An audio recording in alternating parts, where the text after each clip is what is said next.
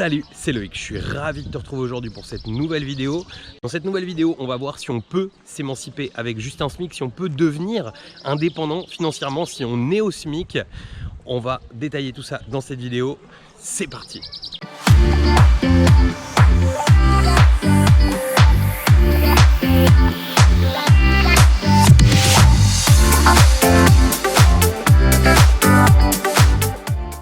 Alors juste avant de démarrer, je vais t'inviter à t'abonner à cette chaîne, à rejoindre des milliers d'investisseurs qui l'ont déjà fait. Pour ça, tu as juste besoin de cliquer sur le bouton s'abonner qui est apparu dans la vidéo ou bien juste en dessous de la vidéo. Et surtout, n'oublie pas la petite cloche pour être prévenu à chaque fois que je publie une nouvelle vidéo. Je t'ai mis aussi un lien vers le guide de l'investissement, ce guide PDF qui te permet de pouvoir démarrer sereinement des investissements rentables. Tu trouveras aussi juste en dessous tout un tas de liens pour pouvoir aller plus loin avec l'investissement locatif, plus loin avec moi, etc. etc. D'ailleurs, juste avant qu'on démarre, je trouve ça toujours amusant parce qu'on dit souvent que l'argent fait pas le bonheur, que l'argent aide pas, etc. Mais finalement, un endroit comme ça, par exemple, sans argent, tu peux pas y accéder, c'est complètement impossible. C'est-à-dire qu'aujourd'hui, tout coûte de l'argent, tout ce que tu fais dans la vie te coûte toujours de l'argent. Même ici, si tu veux, tu vois, il y a des maisons qui sont, je sais pas si tu le verras, mais des maisons qui sont contre le bord du lac. Et une maison qui est contre le bord du lac, c'est 2 fois plus cher que si tu as une maison qui n'est pas sur le bord du lac. Donc tu vois que l'argent, c'est à la base malheureusement de beaucoup de choses. C'est-à-dire que ça reste un moyen, c'est-à-dire que là c'est un moyen de passer du bon temps, ça n'est pas un besoin en soi, parce qu'on peut tout à fait se passer de ça et fort heureusement. Mais aujourd'hui, la société économique, l'organisation dans laquelle on est, fait qu'il faut avoir de l'argent. Alors concrètement, est-ce qu'on peut devenir indépendant financièrement avec un SMIC?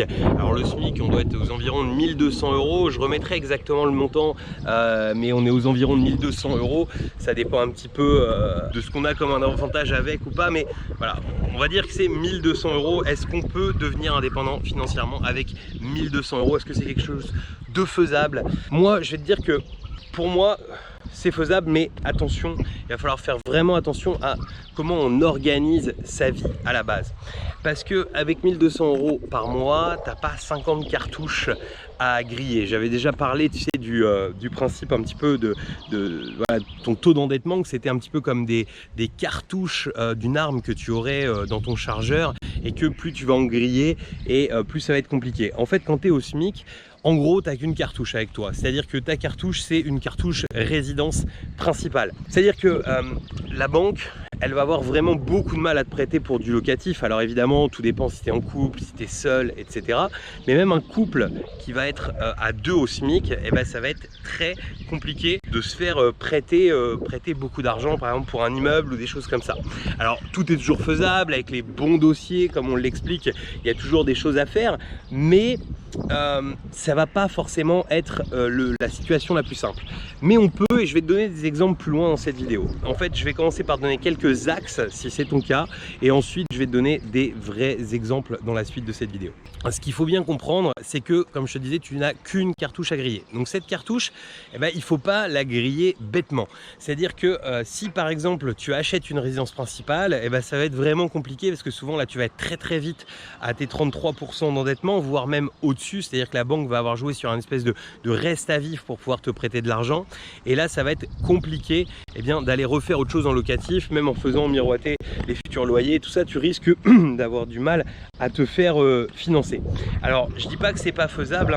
Il y a forcément, il y a des gens même dans les programmes qui ont réussi, mais c'est forcément plus complexe. Si tu as la possibilité d'avoir la première cartouche, qui est la cartouche de la résidence principale, je peux te dire que tu vas pouvoir aller vraiment beaucoup plus vite, beaucoup plus loin, beaucoup plus rapidement. Je m'explique. L'idée, c'est tout simplement d'aller chercher un crédit en résidence principale, en expliquant tout simplement qu'on veut faire une résidence principale, qu'on veut remplacer son loyer. Donc c'est assez simple, si tu es seul, tu vas faire un petit appart type T2, chose comme ça.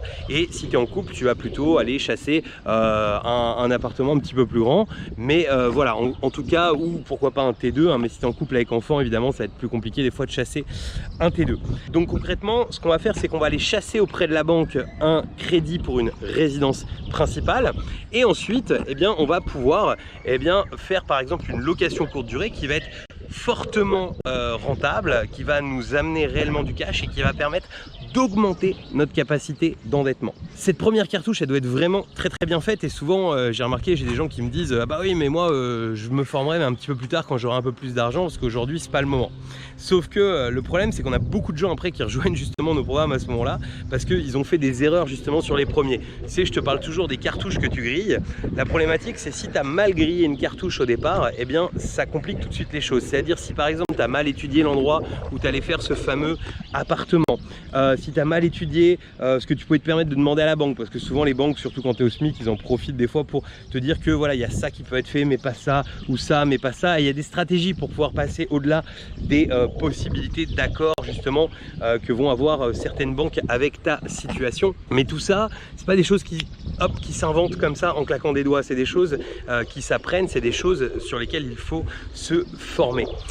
Donc concrètement, le principe avec 1 200 €, quand je te dis que tu peux tout à fait devenir indépendant financièrement, je vais te raconter une histoire, l'histoire de quelqu'un que je vais interviewer d'ailleurs bientôt.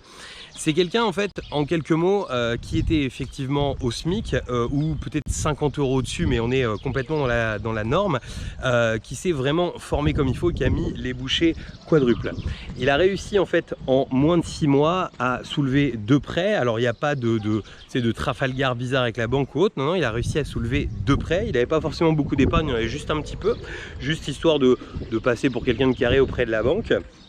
Et puis ça lui a permis en fait de pouvoir aller chercher en fait 2 prêts, près de 200 000 € et surtout en fait de remplacer un SMIC. C'est-à-dire qu'en fait en moins de 6 mois, c'est quelqu'un qui a pu remplacer complètement son salaire. Et ça c'est quelque chose qui est extrêmement puissant parce que restant dans le job où il est, si tu veux, là il a le double de rémunération, donc avec le double de rémunération il peut se permettre de faire des choses bien plus importantes auprès des banques en termes de crédit, etc. Tu vois que c'est tout à fait un exemple sur lequel on peut remplacer son salaire et on peut s'émanciper financièrement, parce que là ce qu'il a fait en 6 mois, t'imagines que quand il va embrayer, qu'il va continuer à faire des locations courte durée, en fait en réalité dans 1 an, dans 2 ans il sera plus qu'indépendant et il aura pu aller monter comme ça à peut-être 3 000, 4 000 € de revenus nets tous les mois, tout en étant parti d'un SMIC.